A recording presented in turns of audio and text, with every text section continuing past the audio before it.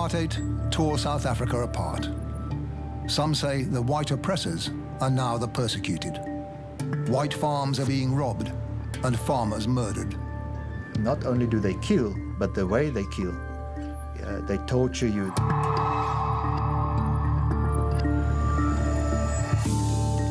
The government says they're crimes like any other, in a society where poverty breeds violence. There is crime which is affecting everyone, whether black or white. Their victims claim that behind the farm attacks is racial hatred, stirred up by politicians. We've been murdered for some time now. They are coming to take the land as well. And I think that's very hard to conclude that there's not a racist motive. Shoot to kill!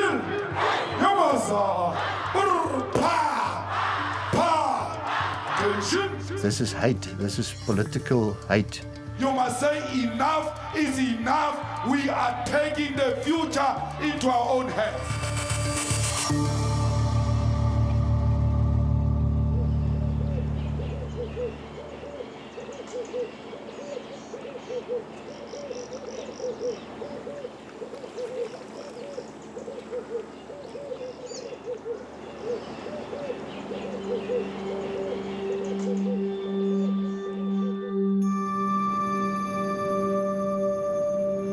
A 180 years ago, Afrikaner farmers, the Boers, crossed the Vaal River with their ox wagons and flocks. They bought off or fought off the scattered tribes that lived across the river. A century later, any black landowners that remained were forced to leave. Under the policy of apartheid, the only blacks who were allowed to live here were workers on the white men's farms or in the white men's mines.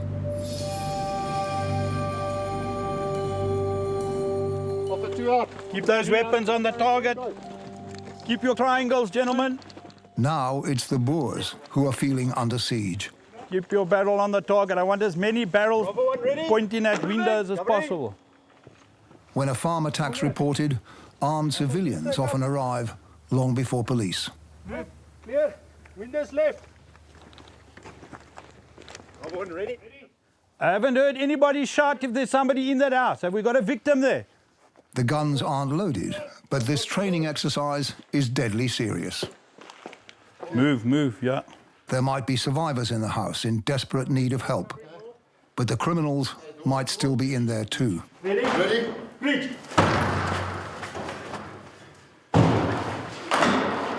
Okay, gents, what you did here was better than when you were coming through that door. Trevor Roberts' security company, Conserve, used to specialize in guarding wildlife against poachers. You guys are coming around and you're tending to turn the weapon. Now, deterring and responding to violent robberies on isolated farms is his company's core business. As little of your body being shown as possible. A gun battle, he says, is the last thing he wants his volunteers to face. So it's there, and then move. The ideal situation is to rather get the perpetrators out of the house and into the fields. So you'd rather scare them away? We'd rather scare them away and run, and our objective is to save a life, and that would be the victim. An hour's drive southwest of Muldersdrift, on the maize fields around Fockville, on May the 13th this year, nobody was scared away, and nobody's life was saved.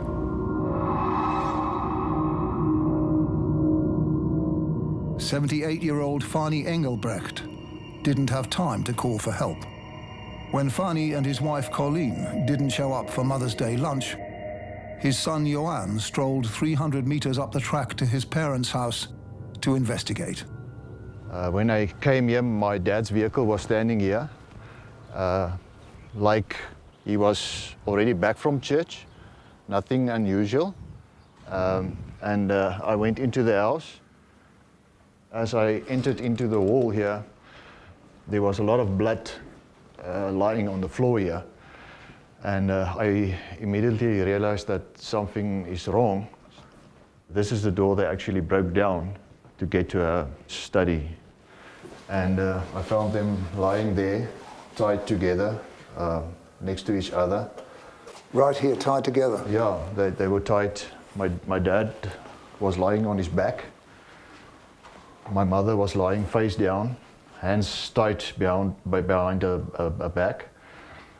My dad had a big gaping hole like the size of a golf ball in his throat. There was a pool of blood here all over. When I touched him, he was cold already. My mother was lying face down, but she was still hot. But I couldn't feel a pulse. Their throats were slit. They were tortured here. I found an iron cord around my mother's neck. She was obviously, they tortured her.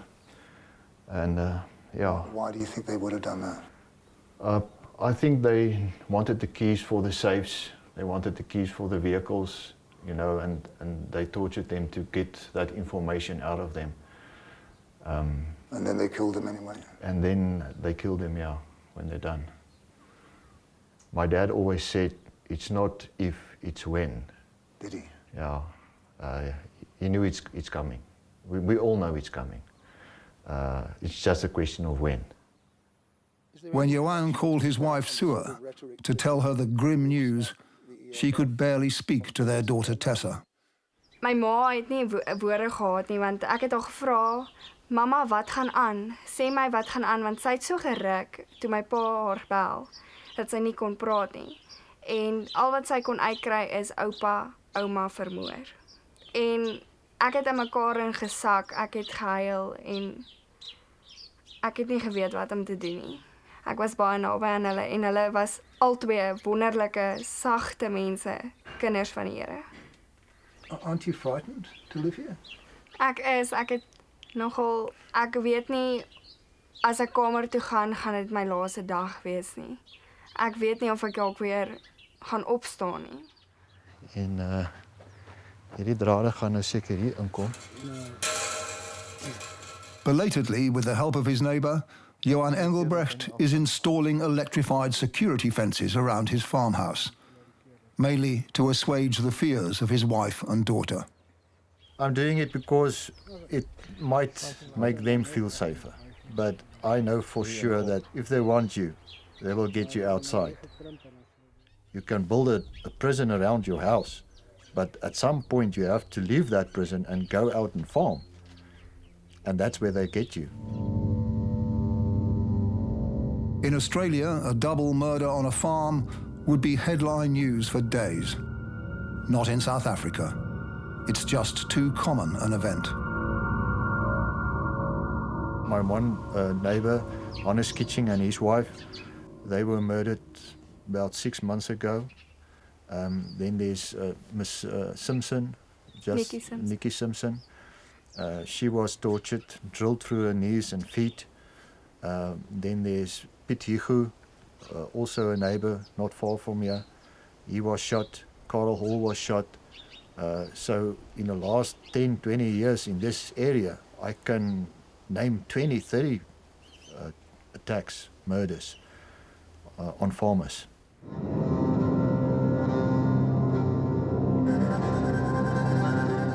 Plaasmoeder is Afrikaans for farm murders. On a hillside in Limpopo province, a private landowner has planted more than 2,000 crosses. Each one represents an individual murdered in a farm attack since 1994. 75 more crosses were added last year, but that figure is controversial. The nation's biggest commercial farmers' union claims there were only 47 farm murders last year, the lowest number in nearly 20 years. AfriForum, an outspoken Afrikaner lobby group, says that figure is absurd. It's certainly wrong.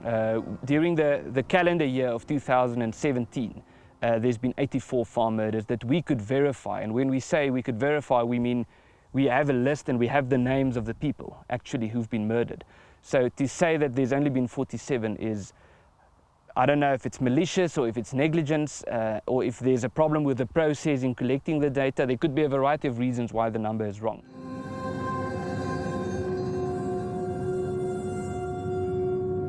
Whether farm murders last year numbered 47 or 75 or 84, they're dwarfed by the total number of people killed in one of the most violent societies on earth.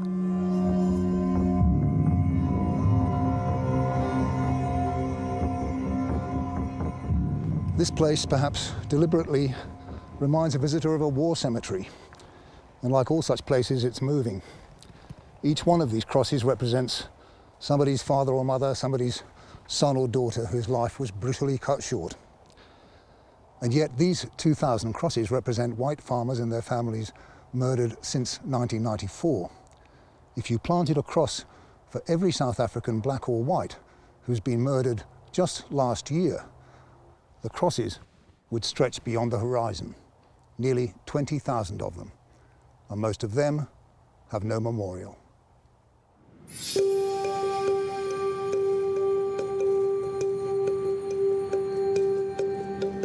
Not far from the Engelbrecht's farm near Fochville is the so-called informal settlement of Deep Sloot. It's a place of dire poverty and soaring unemployment. This settlement has grown up so much because it wouldn't be wise to venture in here without a guide. Local journalist Golden Ntika is mine. He introduces me to Sabasu, whose family of 8 lives in a one-room shack. She's been waiting for a government house for 11 years. Most of that time, she's been unemployed. I've done nursing, the 2-year courses, but I still can't find even just any other job, even without the one that I have qualifications for. Where would you like to live if you could choose? I would like to choose to live somewhere else because this place, I have small kids and I don't think it's a good environment for my kids to grow in. We don't even have water, and more especially about sanitation, it's something that's hard to keep the kids clean and healthy. Yes, yes, even to play on a clean environment. Lack of sanitation is the least of Deep Sloot's problems, Golden tells me. It's plagued by crime, violence and mob justice. The brutality that's a feature of many farm attacks is commonplace here. Yeah, last year, November here, there was about 4 suspects who were apprehended by the community. They accused them of rape, and they brought them here at this pile of rubbish you see here. It was a multitude of people that were here. All of them, they were murdered here. They were killed by the residents, stoned, beaten by sharp objects. They put tires around their neck, they poured petrol, then they set them alight on. So they died here. They were killed alive when yeah. they did that? Yeah, when they brought them here, they were alive. Yeah, they killed them here.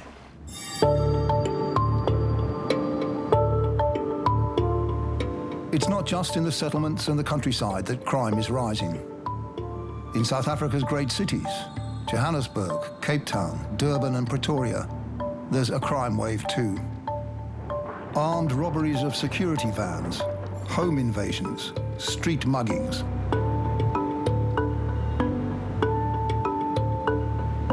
According to the internationally respected Institute for Security Studies in Pretoria, armed attacks have increased 40% since 2012. We have a real problem with violence and expressed in various different ways. And so for us, sitting in South Africa, looking at these 19,000 murders, looking at trying to get a sense of where it's taking place, the various complex factors that result into it, this growth in armed attacks, the gangs involved in cash and transit heists, and then suddenly there's this international tension on the murders of white farmers. It just sort of seems completely disproportionate. It's not that it isn't a problem. And of course, for the victims, it's terribly traumatic. But it's not the biggest challenge facing South Africa. Is there any evidence for the claim that's often made that the farm attacks in particular are politically driven, that they're part of some organised campaign to drive the whites from the land? There's no credible evidence that the attacks against white farmers is organized or politically driven. There is evidence that the attacks on white farmers in South Africa are largely driven by criminal intent, greed. But AfriForum's Ernst Roots says it's too simplistic to claim that the farm attackers have only one motive.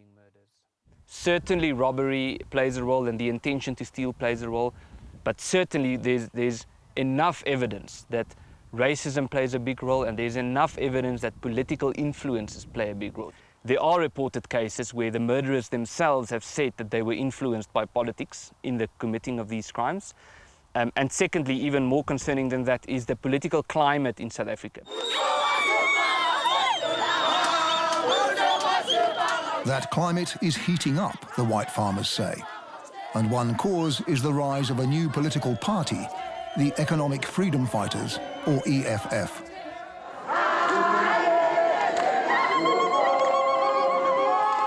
I've come to one of their rallies in Northwest Province, where the mood, to me, seems far from hostile. Job, opportunities for varsity, and for everything. I love EFF with my whole life.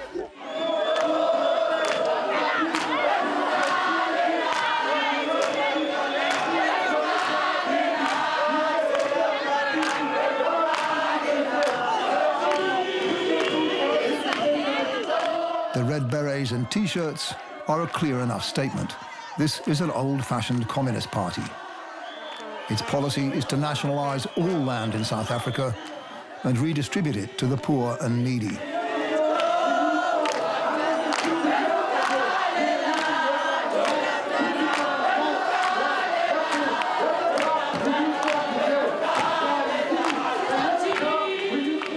Amanda, I will EFF, I will.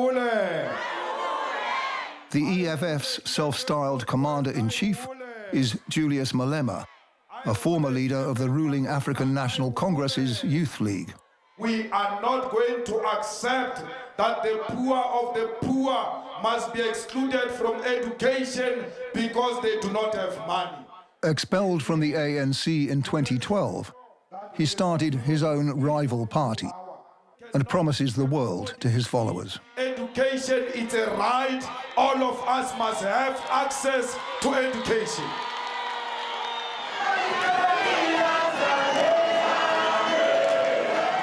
But there's a dark side to Julius Malema's populism.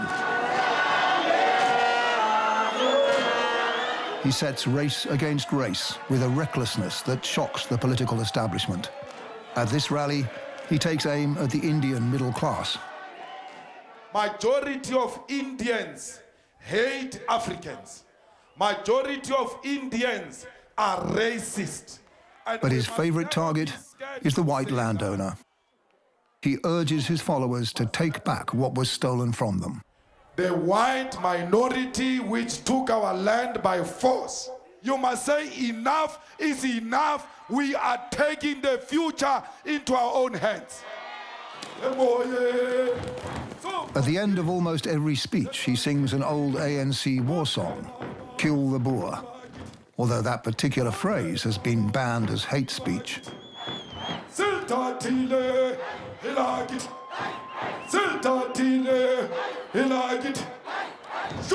kill, kill our, shoot to kill, Yamaza, pa, pa, pa, pa, tension. For all his blatant racial dog whistling, Malema has proved to be a shrewd political operator. There's nothing you can do, there's nothing this parliament can do. With or without you, people are going to occupy land. It was the EFF in Parliament who proposed a motion in favour of expropriating land without compensation, a move that the ANC, led by new state president Cyril Ramaphosa, had little choice but to support. Honourable Ntlangwini, Honourable Gadi, Honourable Mhlongo. So far, the ANC has not seized any farmland without paying market price. But when I caught up with the ANC spokesman on land reform, Ronald Lamola, at a fancy conference centre outside Pretoria, he made it clear that it soon will. There will be expropriation of some of the white-owned farmlands. There will be expropriation of land that government needs for roads or for residential purposes. So there will be expropriation.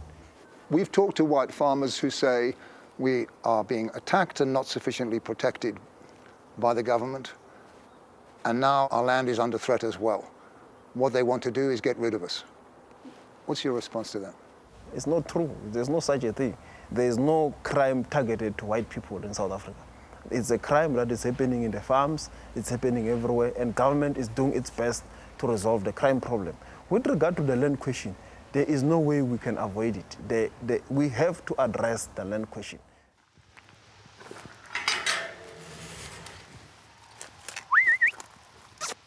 Go. Farmers like Johan Engelbrecht say the mere threat of expropriation has dramatically affected the market for private land. I mean, if you wanted to sell this farm now, would you get a good price for it? Nothing. It's zero. It's worth zero. Already? We had several auctions in the last 2-3 weeks cancelled because there was no people interested in buying land. Why will you buy a farm and tomorrow the government's going to take it? And who is going to buy a farm if living there endangers their lives? What has happened, I've just spoken to a tenant here of plot 174. He thinks he disturbed some people that were in his house busy breaking in. A nighttime training exercise turns into a genuine manhunt. Trevor Roberts' convoy of volunteers, a dozen vehicles strong, begins to inspect the fence lines around the property, looking for signs that the robbers are making for a nearby township. What are you looking for, fence cuts, battle signs, which anything they would have left behind while passing through a fence. They sometimes wrap toilet paper around the fences as a marker, so if they're trying to get away quickly in the dark, it's an easy marker for them to know where they can escape to. Follow me. This time, it's not a serious attack, just a break-in while the residents were out. Okay, they found a laptop bag. Did you hear? Are you on radio? Yeah. Okay, fine. The chances still remain they're going to run this way. So our action must carry on. We've got lots of people down there as well, so we covered. We'll carry on like this. Okay, are you ready? Good. Okay. Good.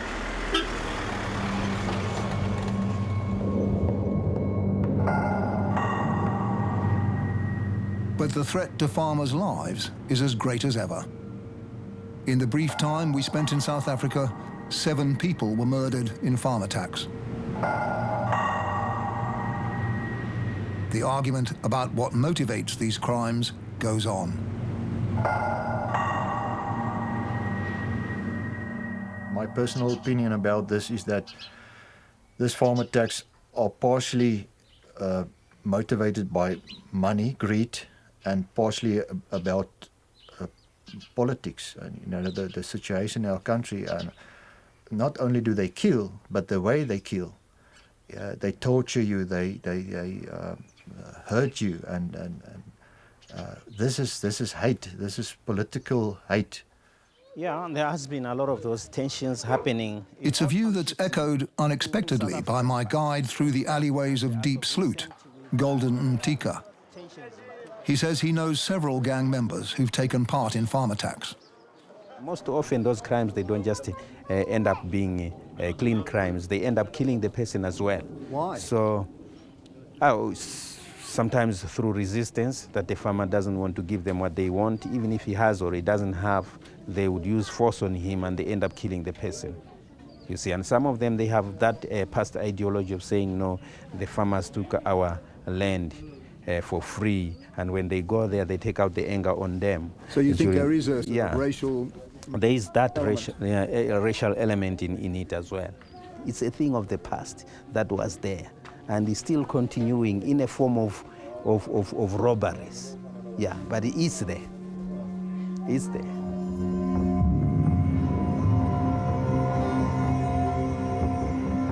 The shadow of their bitterly divided past still hangs over all South Africans, black and white, poor and prosperous.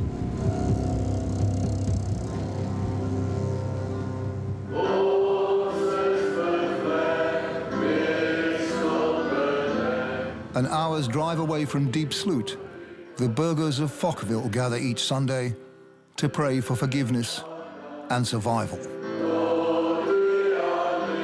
For more than a century, the Dutch Reformed Church of South Africa provided the theological bedrock upon which apartheid was built. God created separate races, it told its flock, and separate they should stay.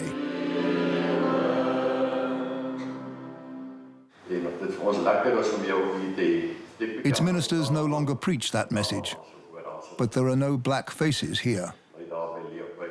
These people know their Bible. Exodus 34, verse 7. The Lord God visits the sins of the fathers on their children and their children's children.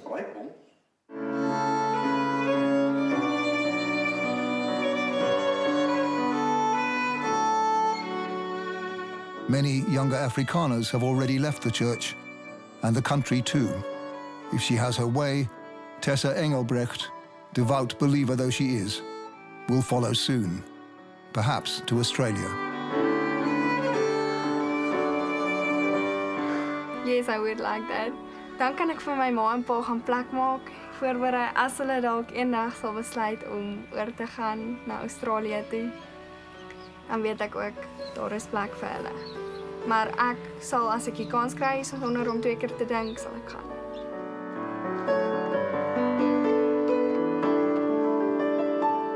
Like his father before him, Johan is a respected elder of the church. His roots here are generations deep. It's just a few weeks since his parents' murder. He'll get the harvest in, he says, and then decide what to do. It won't be easy. If you've been on the farm for 40 years, 2 generations, and you've put a lot of hard work, blood, sweat, tears into the farm, you just don't just pack up and leave.